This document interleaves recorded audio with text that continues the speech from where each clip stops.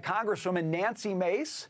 Congresswoman, the language we heard from President Xi, you can only describe it as violent. Your reaction to him saying that on that stage at this moment?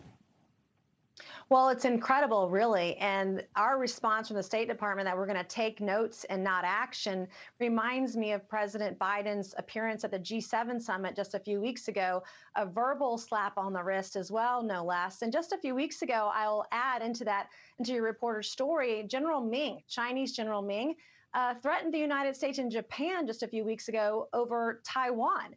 And look what's happening right now in the halls of Congress. You've got Nancy Pelosi playing defense attorney to China over the origins of COVID-19, barring Republican leadership from even having a hearing this week, prohibiting government officials like Dr. Fauci from showing up at that hearing. Like, what are we doing?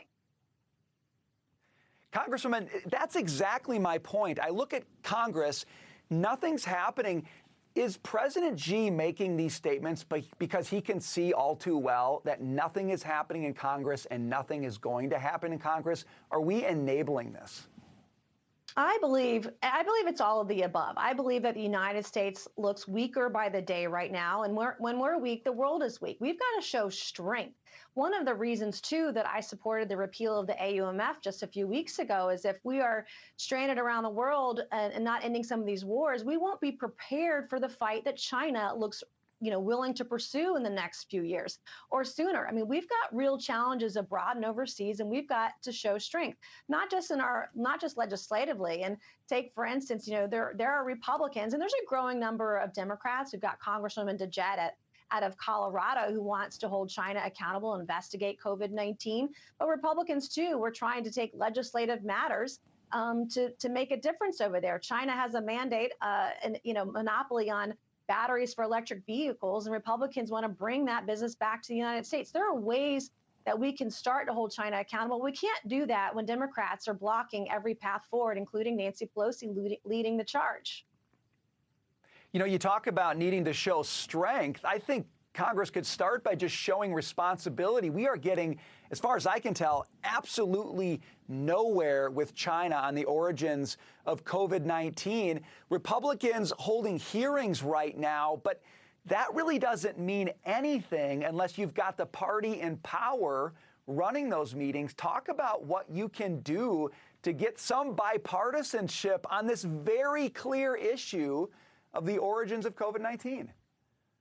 Well, we need to get Democrats who are willing to stand up to Nancy Pelosi. When the minority party holds a hearing and the speaker is blocking it, Nancy Pelosi, we can't call Dr. Fauci. We cannot compel him to come testify or any other elected official.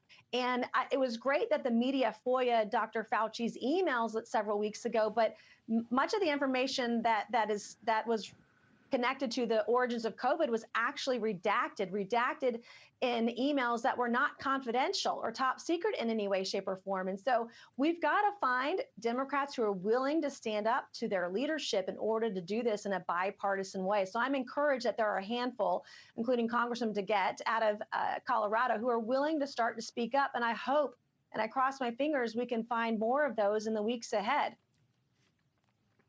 Well, you hope you can find more than a handful of people who want to get to the truth of the origins of a global pandemic. But I guess you start with what you can start with. Let me get your take on this. Students and teachers fighting back.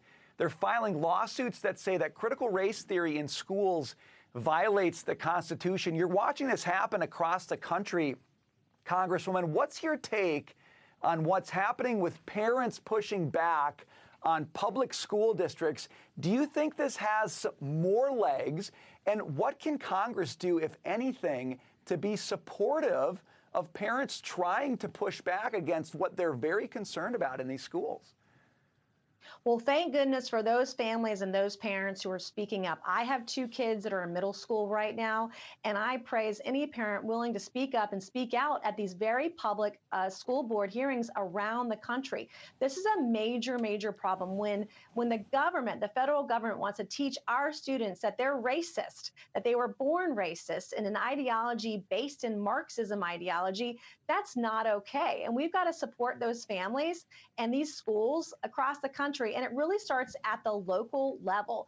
local school boards are and should be accountable to these parents that are sending them to school. And then, of course, the governors and the superintendents of education across the country as well. But the federal government shouldn't be determining that how our kids are taught, period.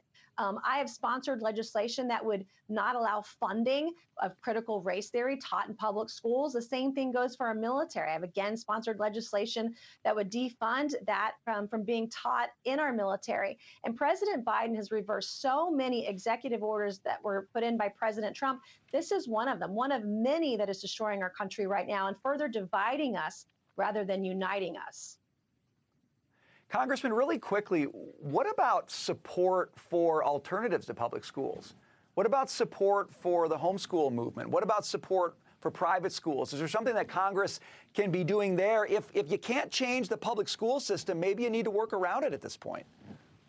Absolutely. And I think there are many families, and I see it in my own community with COVID-19 and kids being stuck at home doing virtual school. There are some families that may never go back to public school. Here in South Carolina, in the 1st Congressional District, we have alternative public schools called in the public charter school system. There are a growing number of families that want to homeschool or have virtual school opportunities. So any opportunity and choices, educational opportunities or school choice, we've got to support. And these kinds of educational programs can bring children out of poverty. It shouldn't matter your zip code or the color of your skin. Every kid deserves an equal education. And you make a great point. You know, it takes a lot of courage to stand up to this.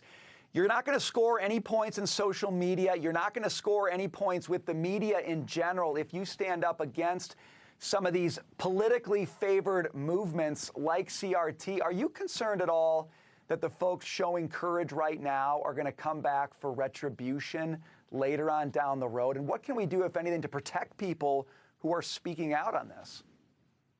I think retribution anytime, especially given how divisive our country is, which is why it's more important than ever to have dissenting voices, to have people who are willing to speak up and speak out at these public hearings without fear of retribution.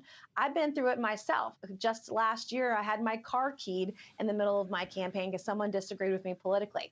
About a month ago, my house was pepper sprayed or spray painted. And I don't care how many times somebody shows up at my door spray painting my house, I'm going to continue being a strong voice on many of these issues because we should be able to, the American experiment decides that we should be able to agree to disagree and not be attacked. But we need strong voices, sane voices out there talking about these things in a peaceful way, but in a strong way to let them know this is not okay.